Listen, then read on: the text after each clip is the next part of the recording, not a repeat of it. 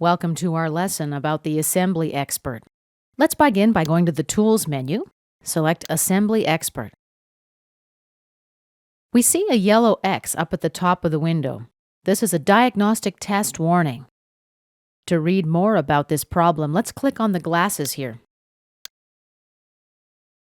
Basically, I see that the components of this assembly were created in an earlier version of SolidWorks and they weren't updated. Let's return to the Assembly Expert. Below, we can see some information about this assembly. Total number of components, 17.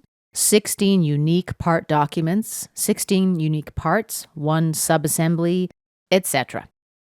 Down below, SolidWorks gives us some information about other diagnostics tools that are available. And at the bottom of this page is an icon key, an explanation of what the diagnostics grade means. Let's click OK. And this concludes our lesson about the Assembly Expert.